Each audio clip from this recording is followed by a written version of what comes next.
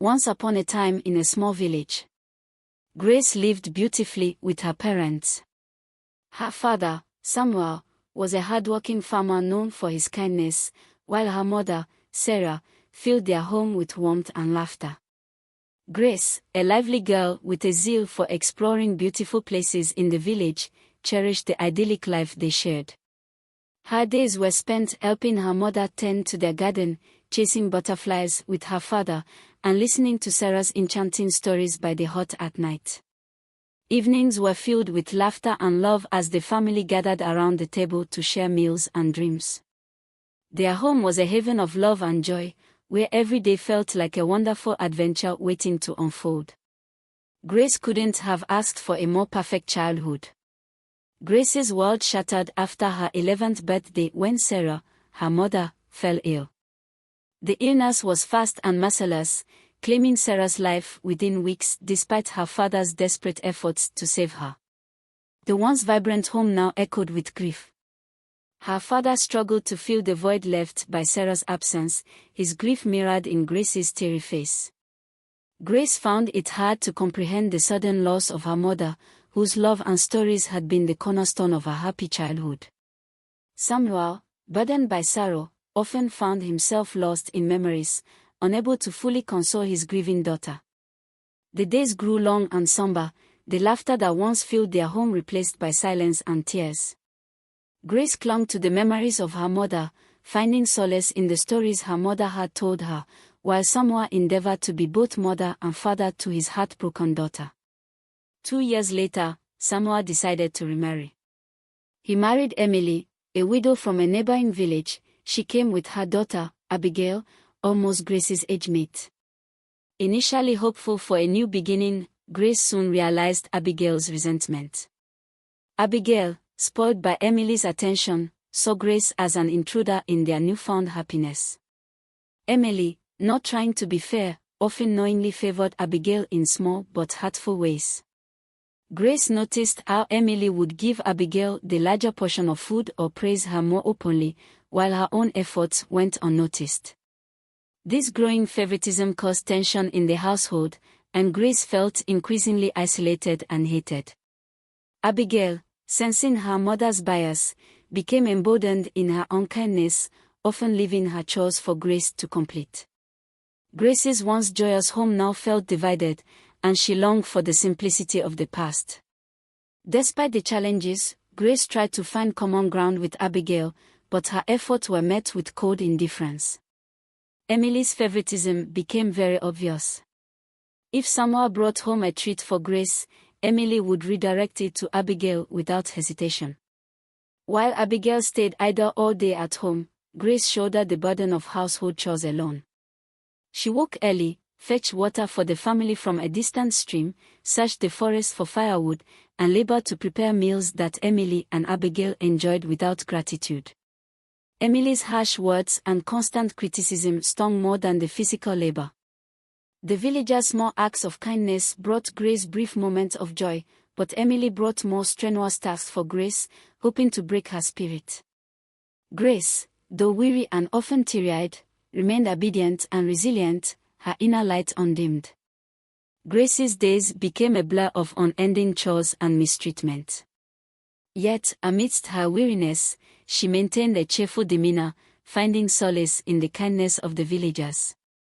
They admired her resilience and the love she radiated, which earned her their deep respect and affection. Grace's ability to endure with a smile touched everyone who knew her, even as her stepmother's harshness grew. One night, Emily, furious over a naughty behavior from Abigail, who had poured all water in the house away because she was angry, harshly ordered Grace to fetch water from the village stream that midnight.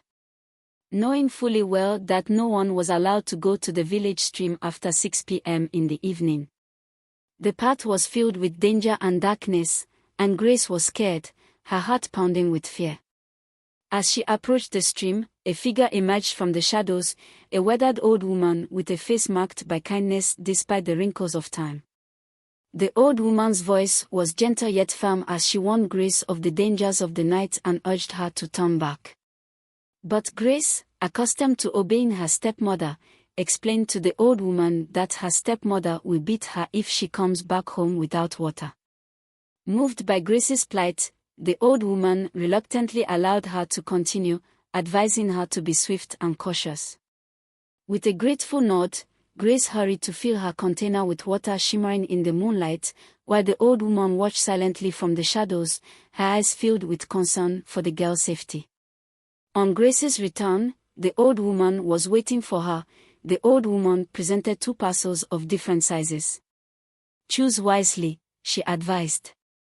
"And open it only when you are alone." Grace selected the smallest parcel, intrigued by its modest size. With the old woman's words echoing in her mind, Grace hid the parcel and waited until she was alone in the fields the next day. Heart pounding with curiosity, she carefully untied the string and unfolded the cloth. Immediately she opened it, she found herself in a big mansion with 3 big boxes by her side. She opened the first one and saw lots of money, she opened the second one and saw lots of jewelries, and she opened the third one and saw lots of neatly arranged expensive clothes. Grace gasped in wonder, scarcely believing her eyes. The old woman's gift was beyond any dream she had dreamt. Word of Grace's sudden fortune spread like wildfire through the village, reaching Emily's ears. Consumed by jealousy, she eyed Abigail with renewed determination. "Go to the stream tonight," Emily commanded, her voice cold and sharp. "And this time, choose the largest parcel the old woman offers." Abigail, eager to please her mother and fueled by envy, set out resentfully that very night. She found the old woman standing, her face wrinkled and eyes-piercing.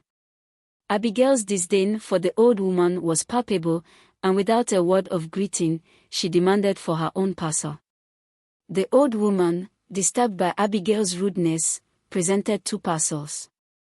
Without hesitation, Abigail collected the larger one, ignoring the old woman's warning to open it indoors, alone, with the door securely locked.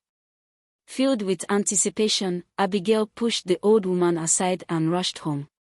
In the dimly lit room, Emily and her children gathered eagerly as Abigail unlocked the parcel. With a victorious smile, she opened it. Immediately, the air was filled with terrible sounds from different deadly reptiles. Hisses from snakes, lizards with poisonous bites, and serpents with deadly fangs spilled out in a rush, their eyes gleaming with malice. The room turned into chaos as Emily and her children screamed in terror, trapped by the locked door without a means of escape. As dawn broke over the village, Grace stood outside the house, a witness to the result of the night's tragedy. The villagers murmured in silent tones, surprised by the swift and brutal turn of events. Grace felt bad for the lives lost, yet she felt a strange sense of relief. Grace and her father turned away from the remnants of her former life. They walked hand in hand towards a future free from Emily's cruelty, guided by the wealth and security the old woman's gift had bestowed upon them. Grace's kindness had not only saved her but had also granted her a chance at a new beginning filled with love, peace, and the promise of brighter days ahead. Please subscribe to my channel and like this video for more interesting videos like this one.